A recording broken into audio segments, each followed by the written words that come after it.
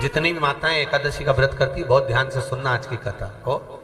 शायद जिंदगी में मिली ना मिली, पर ये कथा का रिश्ता तो बहुत ध्यान से सुनना। ध्यान से सुनिए। निर्जल एकादशी है। स्कंद पुराण यहां तक कहती है कि इस कथा के चरित्र को जो श्रवण कर लेता है उसको 26 एकादशी करना भी नहीं पड़ती। इस एकादशी की केवल ये कथा सुनकर ही वो तर जाता है। बहुत ध्यान से सुनना इसको, कथा तो बड़े भाव से सुन लो इसको, है? बड़े प्रेम से। इसलिए सारी एकादशियों में निर्जला एकादशी की महत्वता शास्त्र प्रमाण करता है महाराज। निर्जला एकादशी का उद्यापन जो करा जाता है, उसका उद्यापन और प्रदोष का जो उद्यापन करा जाता है, इन दोनों का क्रम लगभग एक जैसा ही। तो निर्जला पहुंची है, और निर्जला ने जाकर भगवान नारायण से निवेदन करा। भगवान विष्णु ने पूछा, क्या बात है निर्जला, आज तुम खेलती हुई यहां पर आकर खड़ी हो गई, क्या हुआ क्या है? क्या तुमको गौलोक धाम में आनंद की अनुभूति नहीं हो रही जो तुम बैकुंठ में आई हो? निर्जला घूमती घूमती भगवान के सम्मुख में पहुंच गई। भगवान ने पूछ रहे हैं, बार बार पूछा, निर्जला हुआ क्या तुमको?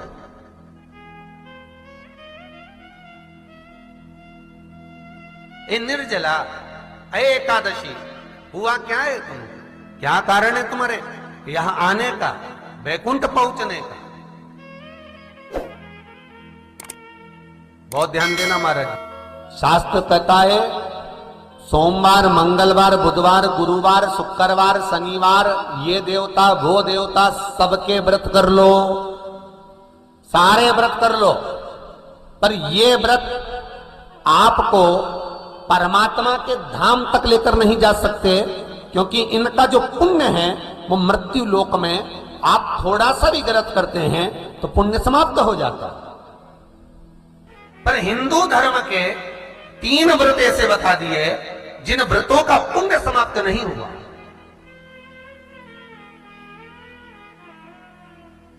हिंदू धर्म के 3 व्रत ऐसे हो गए जिनका पुण्य समाप्त नहीं हुआ महाराज। क्यों?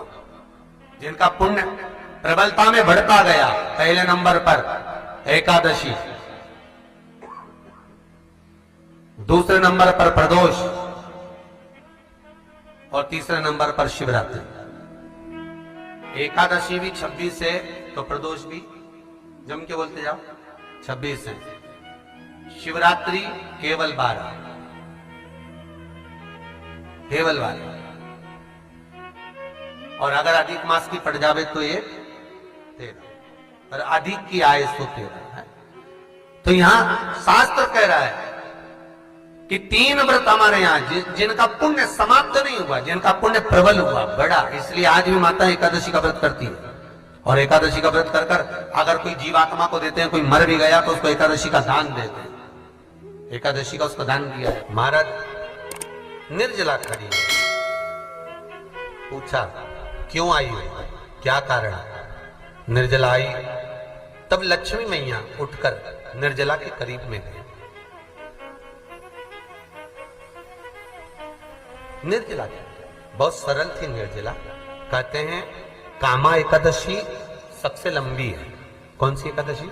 कामा।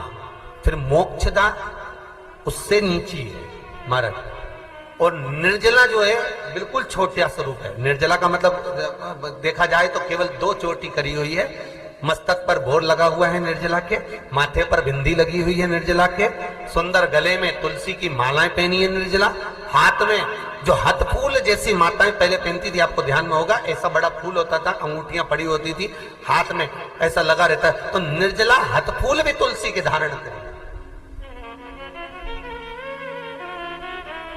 बड़ा सुंदर स्वरूप है माता निर्जला का महाराज। छोटी है तो माता लक्ष्मी उनके पास में गई और निर्जला से जाकर पूछा, निर्जला तेरे आने का कारण क्या है, तू बता। नारायण आपसे पूछ रहे हैं कि क्यों आई हो, किस लिए आई हो, क्या है तुम्हारे आने का कारण? निर्जला ने कहा, मेरी विनती केवल इतनी सी है मां, कि मैं ये चाहती हूं कि मैं जीव के प्राण छूटने के बाद उसके प्राणों को जिस समय मैं लेकर जीवात्मा के प्राणों को परमात्मा तक भेजूं, बैकुंठ तक भेजूं, गौलोक धाम तक भेजूं, उस बीच में मुझे ले जाते समय कई नरक भी बीच में पड़ेंगे, कई स्थान ऐसे बैतरणी आदि के स्थान बीच में आएंगे, तो वो स्थान में मुझे रोका ना जाना, मैं सीधे भगवान के धाम पहुंच जाऊं। ऐसी कृपा, ऐसी दया।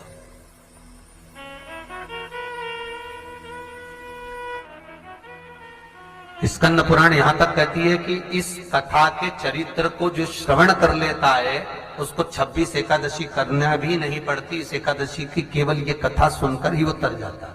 बहुत ध्यान से सुनना इसको, कथा को। सबसे पहला नियम एकादशी व्रत का, सबसे पहला नियम है कि आप जिस दिन व्रत करो उसके एक दिन पहले भक्ति का संचार इस हृदय में कर लो। भक्ति का संचार इस हृदय में कर लीजिए। जिस दिन आप व्रत करो, जैसे एकादशी का व्रत कर रहे हो तो दशमी के दिन शाम का समय जब आवे, रात्रि जब होने लगे, शाम का समय आवे और रात्रि का आप जब भोजन ग्रहण करो तो उस भोजन में कोई ऐसा पदार्थ ग्रहण मत करिए जिस पदार्थ के कारण आपकी एकादशी बिगड़ जाए।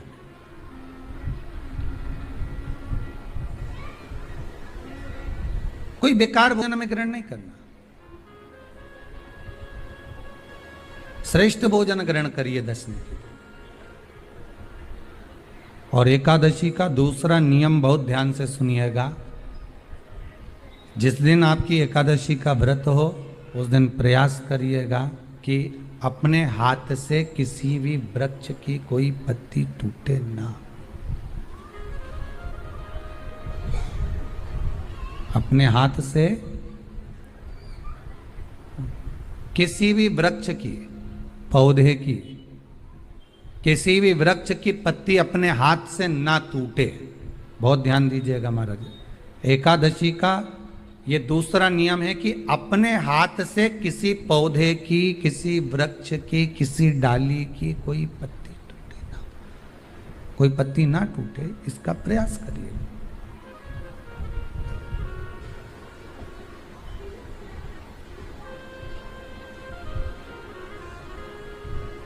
कितना सुंदर व्याख्यान कहा है, कितना सुंदर वर्णन है महाराज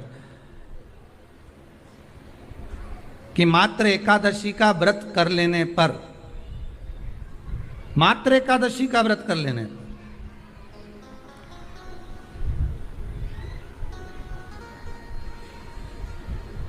जो पूर्व में किया गया हमारा पाप कर्म है, हमने किसी जीव की हत्या करी है, हमने किसी को कष्ट प्रदान करा है, हमने किसी को अपशब्द कहा है, हमने किसी को ताने दिए, हमने किसी को आड़ा टेढ़ा कहा है, हमने किसी को गालियां दे दी है, मात्र एकादशी का व्रत ही कर लेने पर ये सारे जो दोष हैं वो समाप्त हो जाते हैं।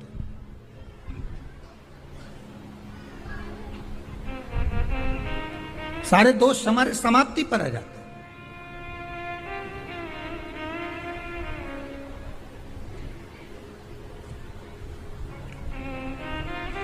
अब एक विचार करिएगा थोड़ा सा अपने मन में, अपने चित्त में, अपनी वृत्ति में एक बात उतारिएगा। एक अपने मन में एक बात को उतार कर रखिएगा कि आप अपने पाप को, अपने पाप कर्म को जिस दिन छिन्न करने वाले हो, समाप्त करने वाले हो, अपने पाप को आप जिस दिन समाप्ति पर लेकर जा रहे हो, तो उसके एक दिन पहले आपको प्रसन्नता होना चाहिए कि नहीं होना चाहिए कि कल मेरा पाप कटने वाला है, कल मेरा पाप समाप्त होने वाला है, जो मैंने पाप कर्म करा है वो समाप्त होगा, जो मैंने पाप कर्म करा है वो कल समाप्त हो जाएगा। तो एक दिन पहले आपके चेहरे पर प्रसन्नता हो कि ना हो?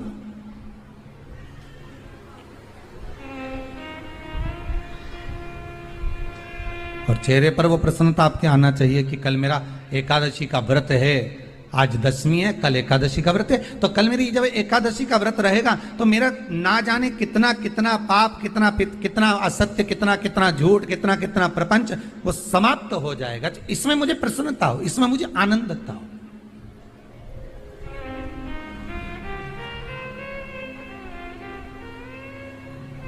तो क्या कहा गया कि प्रयास करिएगा कि एकादशी के दिन कोई वृक्ष की, कोई डाली की, कोई कोपल की कोई पत्ती ना तोड़ी जाए। क्यों? तो कहा अगर उस पत्ती को हम तोड़ देते हैं, वृक्ष की पत्ती को या क्यारे में लगी हुई कोई डाली की पत्ती को हम तोड़ देते हैं, तो एकादशी का पुण्य फल प्राप्त नहीं होता। एकादशी का कोई फल हमारे खाते में नहीं जाता, पुण्य फल प्राप्त। अब फिर भले तुम चाहे तुमने मोरधन खाया हो, चाहे तुमने फिर चिप्स खाई हो, चाहे तुमने फिर व्रत का कितना ही सामान खा गए हो और तुमने सोचा कि आज मेरी एकादशी है, तो फिर उसका कोई फल प्राप्त नहीं है, उसका कोई सुख प्राप्त नहीं है आपको, फिर उसका कोई आनंद प्राप्त नहीं है आपको, तो उसमें कोई आनंद की अनुभूति आपको नहीं मिल रही।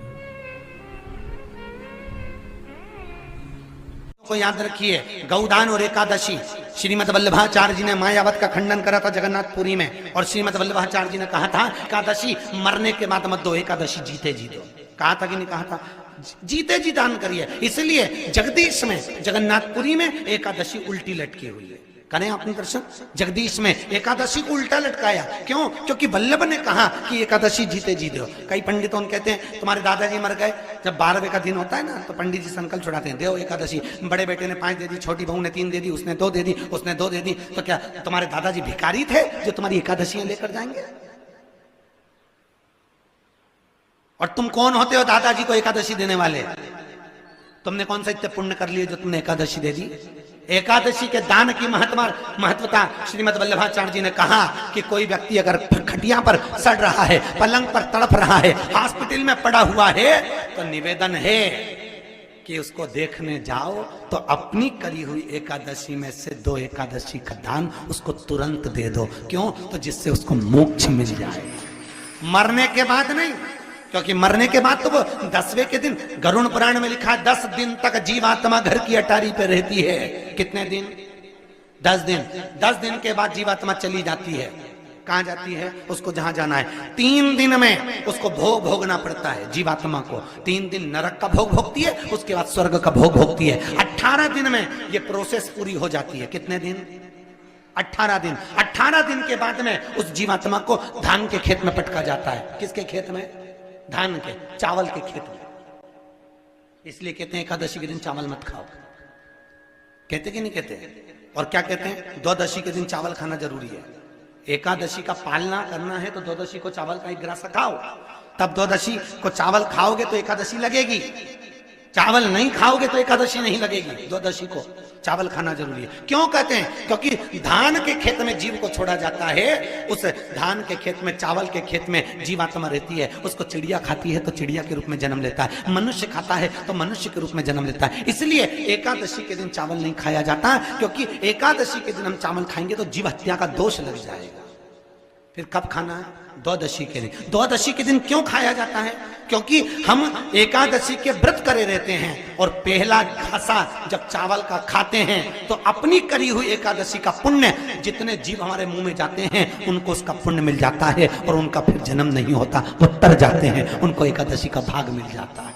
इसलिए कहते हैं एकादशी को चावल मत खाओ, पर द्वादशी को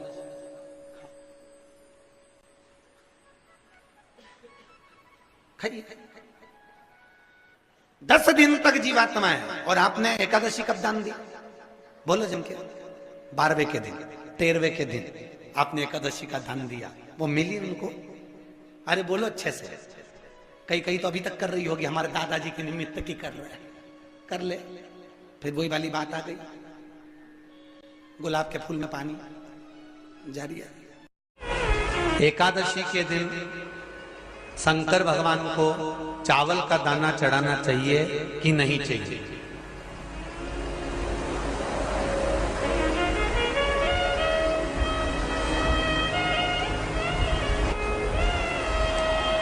बीमार व्यक्ति से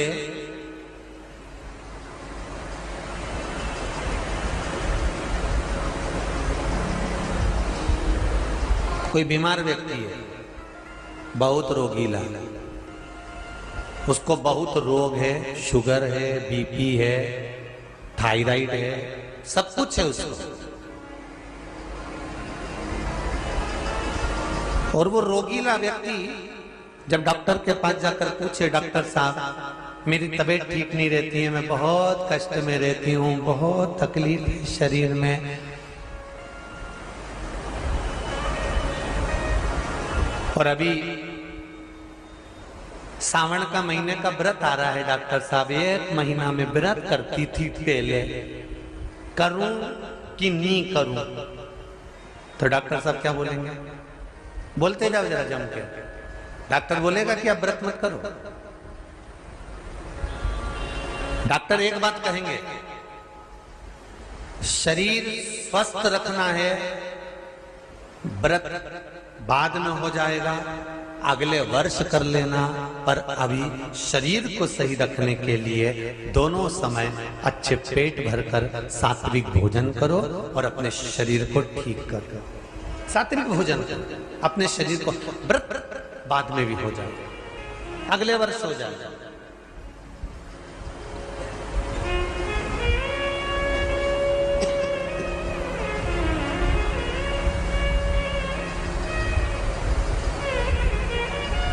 अभी तुम थोड़ा सवेरे 2 बिस्कुट ले लिया करो, सुबह नाश्ता ले लिया करो, भोजन ले लिया करो, फिर दोपहर में कुछ हल्का फुल्का लेकर थोड़ी थोड़ी देर में खाते रहना चाहिए हो।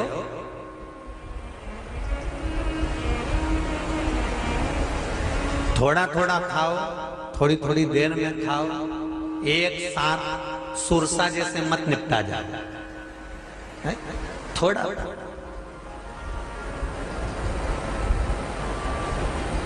ज्यादा खाओगे और ज्यादा कमाओगे तो दूसरों को कष्ट नहीं होगा, कष्ट खुद को होगा। ज्यादा खाओगे आपाच्य हो जाएगा, रात की नींद उड़ जाएगी, शरीर में अच्छा नहीं लगेगा। ज्यादा कमाओगे, रात की नींद उड़ जाएगी, दुनिया की दृष्टि तुम पर पड़ जाएगी और तुम्हारी रातों की नींद। कमाओ भी उतना जितना खर्च कर सको और खाओ भी उतना जितना पचा सको। अति सर्वस्व वर्जक। डॉक्टर कहेंगे ये तुम्हारा व्रत जो है ना अगले साल कर लेना, इस साल मत करिए, इस साल तो आराम से भोजन वोजन करो तुम लोग, बढ़िया प्रेम से खाओ पिए। तो उसी तरह किसी ने पूछा कि चावल का दाना एकादशी पर भगवान शंकर को चढ़ा सकते हैं, चावल का दाना शंकर जी को चढ़ाते क्यों है, पहले तो वो समझ लो। बेलपत्री का तो महत्व आपको बार बार बताया कि बेलपत्री शिव जी को क्यों चढ़ाई जाती है, कहीं रोग के लिए, कहीं बीमारी के लिए, कहीं किस कार्य के लिए, कहीं कोई कार्य के लिए, कहीं कोई कार्य के लिए। चावल का दाना अगर हम शंकर भगवान को चढ़ा रहे हैं तो क्यों चढ़ा रहे हैं, उसका कारण क्या है? चावल का दाना शिव को चढ़ाने का केवल एक कारण रहता है कि चावल को अक्षत कहते हैं।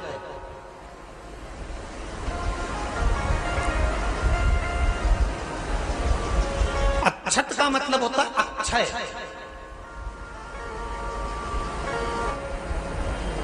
उसका मतलब क्या होता है? अक्षय, जिसका कभी क्षय ना हो।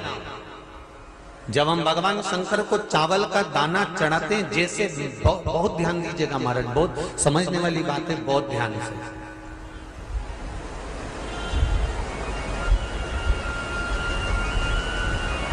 चावल का दाना हमारे मस्तक पर तिलक करने के बाद पंडित जी क्यों लगाते हैं कि भगवान जैसा समय आज चल रहा है, आप पूजन कर रहे हो, पाठ कर रहे हो, दान कर रहे हो, पुण्य कर रहे हो, सत्कर्म कर रहे हो, भजन कर रहे हो, मेरा देव अधिदेव महादेव, मेरा नारायण, मेरा सत्यनारायण भगवान, मेरा राम जी, मेरा विष्णु जी, मेरा भागवत मैया, मेरी रामायण मैया।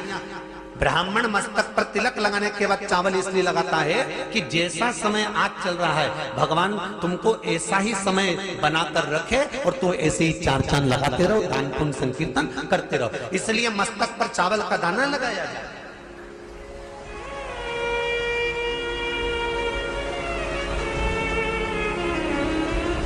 कोई मर जाता है, मरने के बाद जब तक पगड़ी नहीं होती तब तक माथे पर तिलक, चावल का दाना लगाया जाता है। जम के बोलो जरा, नहीं लगाते। किसी पंडित जी से पूछो, ब्राह्मण देवता से पूछो, ब्राह्मण देवता ये कोई मर गया, और हमारा तो नियम है कि हम सिर पे तिलक लगाते हैं, चावल लगाते हैं, या पंडित जी से हम तिलक लगवाते हैं, मंदिर जाते हैं तो मंदिर में जाके